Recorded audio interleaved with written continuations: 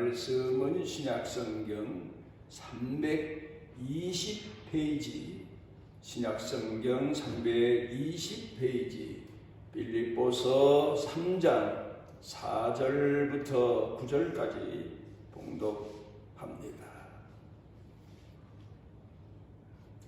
그러나 나도 육체를 신뢰할 만하며 만일 누구든지 다른 이가 육체를 신뢰할 것이 있는 줄로 생각하면 나는 더욱 그러하리니 나는 8일 만에 할례를 받고 이스라엘 족속이요 베냐민 지파요 히브리인 중에 히브리인이요 율법으로는 바리새인이요 열심으로는 교회를 박해하고 율법의 의로는 흠이 없는 자라.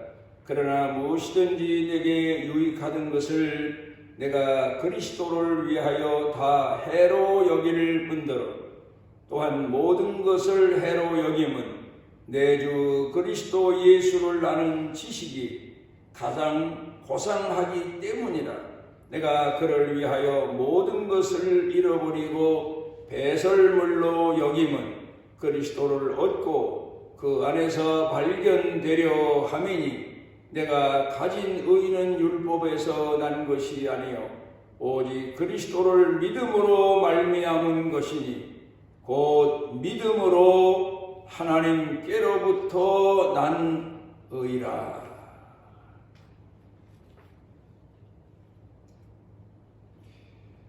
미국의 유명한 대통령이었던 케네디 대통령이 대통령 출마해서 국민들을 향해서 자신을 지지해 줄 것을 요구하는 그런 마음에서 여기저기 지금 우리나라도 대통령 선거를 앞에 놓고 후보들이 국민들에게 호소하기 위해서 강연을 다니지 않습니까? 그런데 이분이 이야기한 중에서 가장 지금까지도 사람들 생각에서 입에서 많이 지배하고 옳다고 생각하고 또 이야기하는 내용이 내가 내 자신에 대한 그 사명을 다하는 민주주의 시민이 되어달라는 호소문이었습니다. 국가가 나를 위해서 무엇을 해줄 것인가를 생각하지 말고 내가 국가를 위해서 무엇을 할 것인가를 생각하는 것이다. 그게 바로 민주주의다. 요사이 우리나라 대통령 후보들 나와서 국민을 향해서 호소하고 또 약속하는 말을 보면 이번에 누굴 뽑든지 우리나라가 지상천국이 될 것 같은 착각 속에 빠지는 그런 터무니없는 그런 약속을 하기도 하고 국민들에게 표 한 표를 얻기 위해서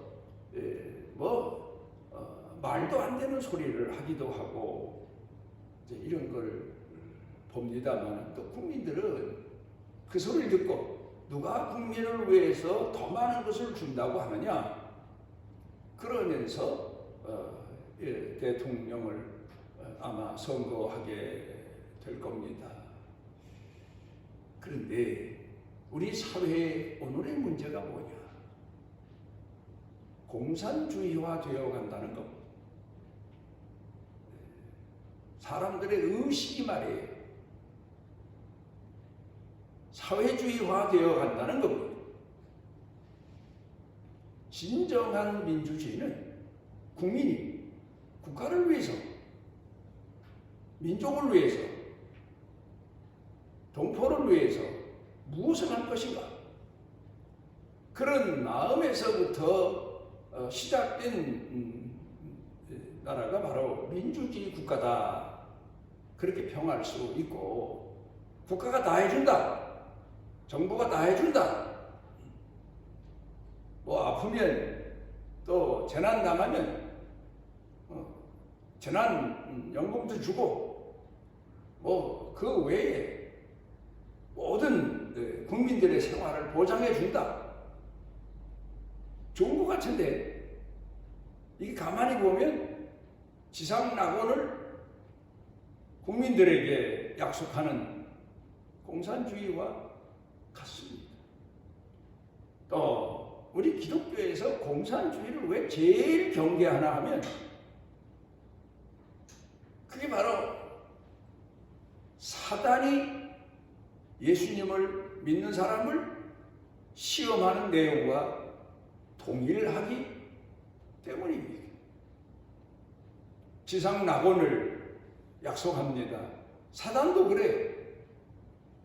예수님께서 금식하시고 이제 사역을 시작하기 위해서 준비하시려고 하는데 예수님이 아주 궁지에 몰린 듯한 그런 어려운 형편에 계실 때 찾아와서 시험합니다. 떡덩이가 먹고 싶으면 저 돌들로 떡덩이 되게 하면 되지 않겠느냐. 쉬운 방법이 있는데 왜 고난을 당하느냐. 근데 여러분 우리가 이 세계는 지금 두 진영이 있습니다. 민주주의 국가와 공산주의 국가, 민주주의 진영과 공산주의 진영. 그런데 민주주의식을 교회가 좋아하는 것은 성경에 가깝기 때문에 그렇게 말할 수 있겠죠. 공산주의는 성경을 완전히 뒤집기 때문에, 부인하기 때문에. 공산주의자들은 지상낙원을 약속합니다. 북한도 지상낙원을 약속했어요. 그리고 공산주의 처음 시작할 때 계급이 없다. 양반 쌍놈이 없다. 그래서 옛날에 그 양반들 행세에 아주 신물이 난 서민들이 공산주의를 환영하고 받아들였습니다. 그리고 북한에서 처음 공산주의 시작할 때 약속한 게 고깃국에, 소고기국에 입밥 먹는 거. 그게 약속이었습니다. 배불리 먹을 수 있다. 계급사회가 없다. 그러니 모르는 사람들은 얼마나 좋아했겠습니까?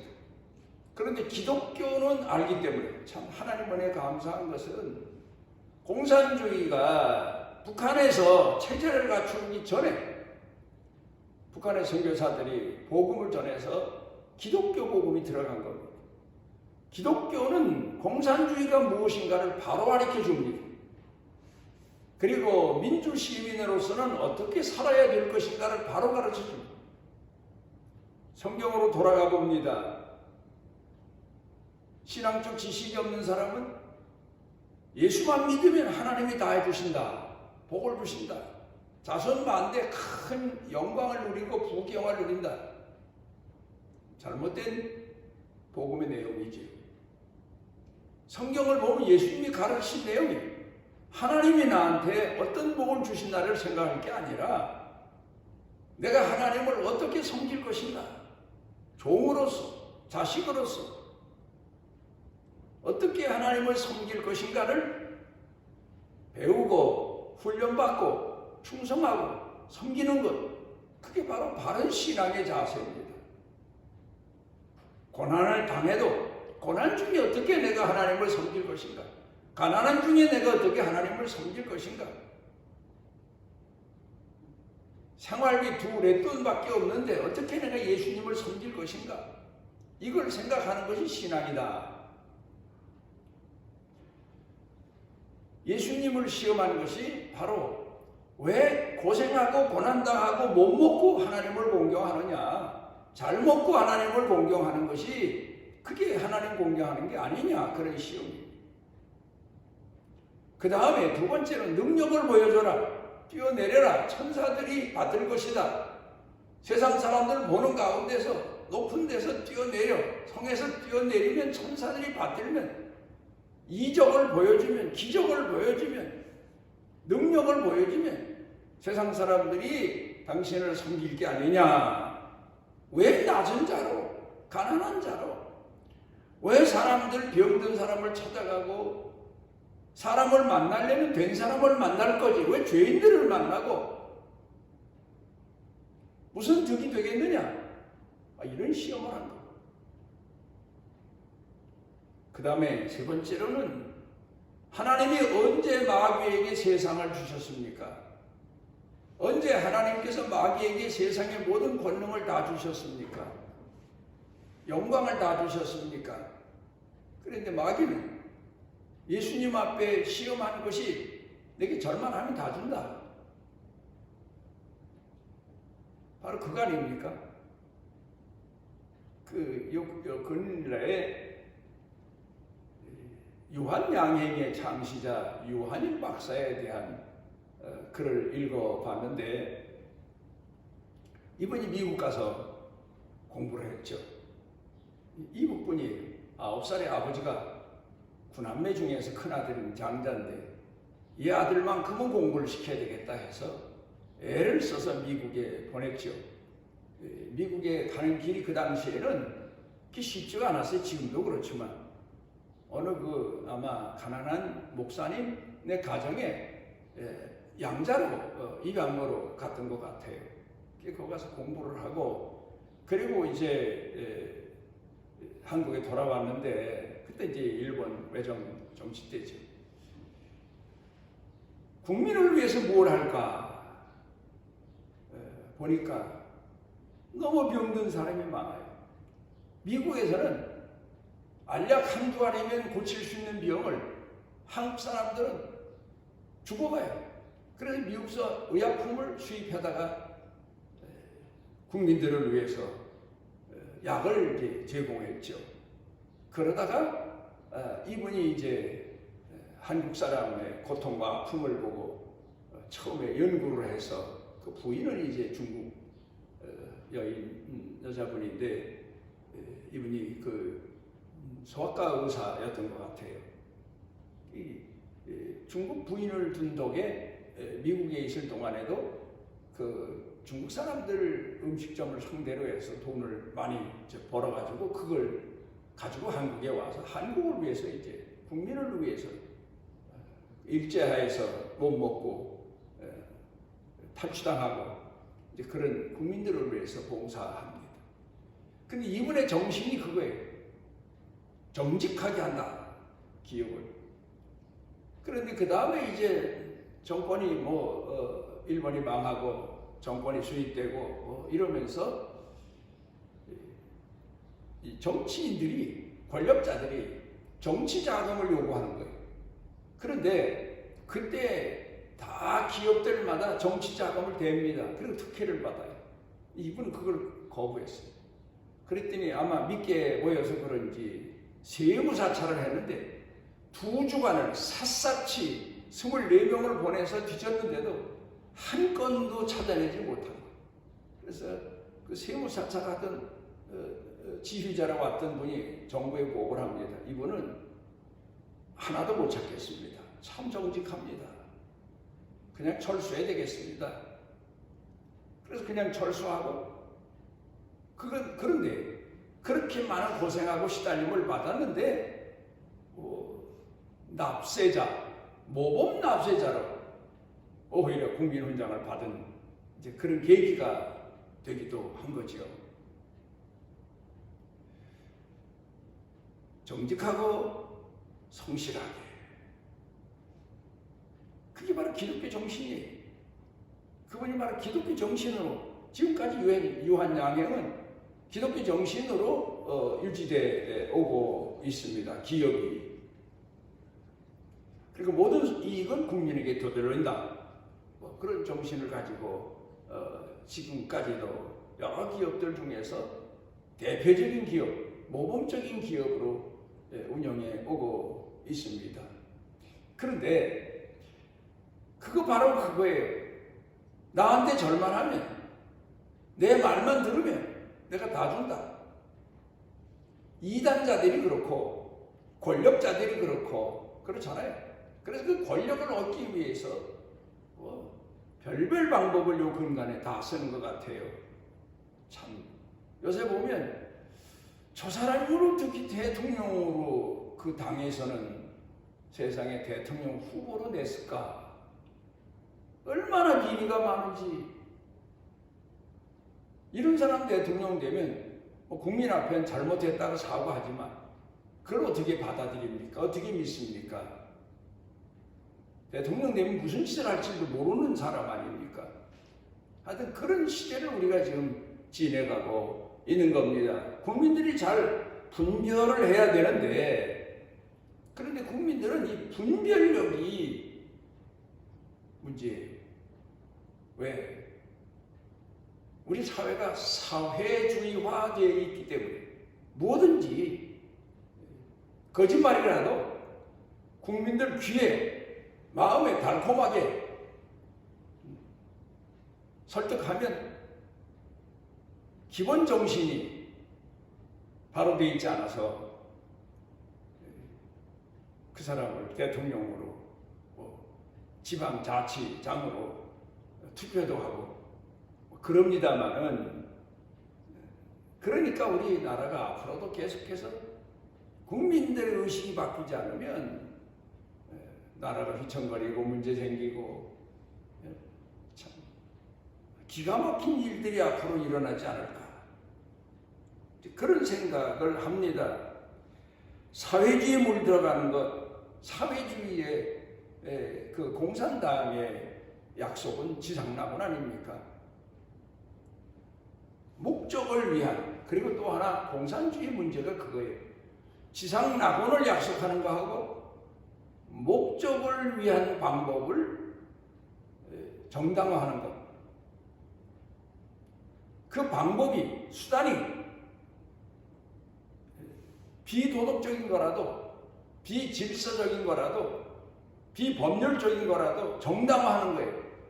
목적만 이루면. 그러니까 수단 방법 가리지 않고 요새 보면 국민들의 표를 도둑질하기 위해서, 사기치기 위해서 사람들 앞에 공헌하는데, 젊은이들이 이걸 좀 분별해야 되는데, 민주주의 정신, 신앙 정신이 바로 바뀌지 않았기 때문에 쏟고 또 쏟고 스스로 쏟고 남에게 쏟고 그러는 겁니다. 러시아가 옛날에 얼마나, 그 러시아의 기독교는 세계적으로 황금기를 이루었다. 기랍정교회. 지금도 러시아에 가보면 그 지어놓은 교회들이 황금교회를 지어놓았다 할 정도로 대단한, 그러니까 신앙의 극치를 이루었던 이제 그런 곳인데, 그게 공산화되어 버리고 말았어. 그러다가 이제 70년 만에 공산당이 무너지고 지금은 민주주의라고 하지만 그 공산당의 뿌리 의식이 아직도 바뀌질 않아서 공산당이나 다를 바가 없어요. 그런데 거기에 히랍정교회의 신학교 총장이었던 요하네스라고 하는 박사가 오래전에 한국에 방문했는데, 그분에게 여쭤봤어. 아니, 히랍정교회에서 그렇게 신앙의 극치를 이루고 하나님을 잘 공경하던 러시아 사람들이 왜 공산당에게 넘어갔습니까? 했더니 속았습니다. 잘못 판단한 겁니다. 계급 없지요. 지상낙원 이루어놓는다지요. 뭐든지 공짜로 거저 다 해준대지요. 속았다는 거예요. 지금 우리 사회에 이 정치하는 사람들의 말을 들어보면 이 큰일 나구나. 국민들 의식을 깨워서 국민들이 국가를 위해서 뭔가 하기 위해서 해야, 교회도 마찬가지예요. 성도들이 하나님을 위해서, 교회를 위해서 내가 무엇을 할 것인가를 늘 기도하고 찾아내는 것이 신앙의 바른 길이에요. 그런데 한국교회가 근간에 와서 문제가, 한국교회도 역시 마찬가지예요. 사회주의화 되어 가고 있어요. 그래서 교회가 교회 노릇을 못하고 성도들이 이단에 빠져가고 신앙에서 이탈하고 신앙을 버리고 이제 그렇게 오늘 한국 교회가 혼란해지고 있는 겁니다. 요새 근간에 우리 사회의 주류를 이루고 있는 문화적인 정신 가운데 메타버스라는 말이 있습니다. 가상세계. 그건 영화로도 옛날에 만들어졌고 또 예술 세계에서 메타버스라는 정신을 많이 응용하고 새로운 창작품이 나오고, 그런데 거기도 법이 있고 질서가 있는 거예요. 그래서 이 자유라는 말이 너무 사람들에게 있어서 잘못 사용되다 보니까 뭐든지 자유야.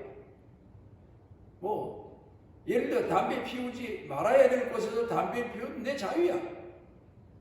하지 말아야 될 것도 내 자유야. 방종이 자유가 되어버린 이제 그런 시대가 되어버리고 말하는데, 어느 회사에서 그 영향을 받아서 야, 우리도 이 사무실에 칸막이도 없애고 이 또 직원들의 책상도 없애자. 그건 무슨 소린가 하면 계장, 과장, 사장, 책상, 계급 이런 것도 없애고 우리 서로 동일한 마음을 가지고 회의도 진행하고 회사를 이끌어보자 했는데 안 되더래요.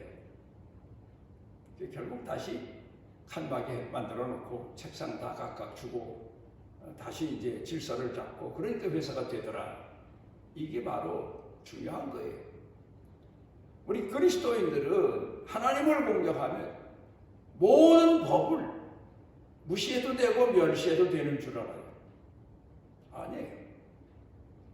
그러니까 하나님께서 먼저 이스라엘 백성들에게 계명을 가르친 거 아닙니까? 이제 오늘 성경 본문 말씀으로 돌아와 봅니다. 사도 바울이 여기 성경 본문에서 두 가지를 얘기를 하고 있습니다. 가장 고상한 지식 두 가지를 자기는 가지고 있다. 터득했다. 이 두 가지 지식 때문에 내가 지금까지 세상 사람들이 부러워하는 그 많은 지식 다 버렸다. 쓸모없더라. 가장 고상한 지식 두 가지다. 첫째로 십자가다. 우리 교회에서는 십자가 하는데, 그래서 감단에도 십자가를 만들어 놓고 저 종탑에도 십자가를 만들어 놓고 상징이니까 십자가를 만들어 놓는데, 교인들은 십자가를 또 목에 걸고 다니고 그래요. 그럼 그 십자가에서 어떤 효험이 나타나는 줄 생각하는데 그 상징을 말하는 거지, 거기서 무슨 효험이 나타나는 게 아니에요. 여기 십자가 만들어 놨다고 여기다 손을 댄다고 병든 사람이 나고 그게 아니라 우리는 십자가의 신앙으로 산다. 이제 그건데, 십자가 뭡니까? 고난과 역경의 길을 통해서 하나님의 뜻을 이루는 것. 예수님이 십자가를 지시기 전에 밤새 가며 기도하신 내용이 뭡니까? 아버지여, 이 잔을 내게서 할 수만 있으면 옮겨 주옵소서. 죽음의 길, 고난의 길, 고통의 길이 아니면 이 백성을 구원하는 길이 없습니까? 꼭 내가 이 길을 가야 됩니까? 아버지께서 주시는 잔입니까? 여러분, 우리가 무엇을 하든지 이 세상에서 만사형통한 건 없어요. 가정도 그렇고 기업도 그렇고.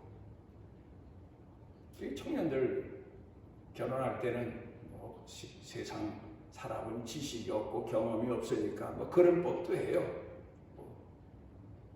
남자가 여자한테 꽃길만 걷게 해주겠다. 두 가지 하나는 사기성이 들어있는 거고 하나는 인생에 대해 모르는 거고. 어떤 사람은 심지어 손에 물을 묻히지 않고 살게 해주겠다. 그게 말이라고 합니까? 그런데 그 말에 넘어가요. 또 좋을 때에는. 그런데 우리가 산 사람들 얘기 들어보면, 결혼해서 산 사람들 정말 마시지 않으면 이루어질 수 없는 아버지께서 우리에게 주신 잔, 쓴 잔, 그걸 술도 없이 마셔야 되지 않습니까? 그러니까 사도 바울은 예수 믿는 거 지상 천국 이루는 게 아니라 십자가다, 십자가의 신앙이다. 예수님께서 아버지께서 주신 잔을 마시면서 죽음의 길로 가신 것처럼 이게 바로 바른 신앙이요, 바로 하나님을 공경하는 신앙의 도리다. 우리 인간은 인간이에요. 누가 고난 좋아하고, 누가 고통 좋아하고, 누가 죽음을 마다하지 않을 사람이 누가 있습니까?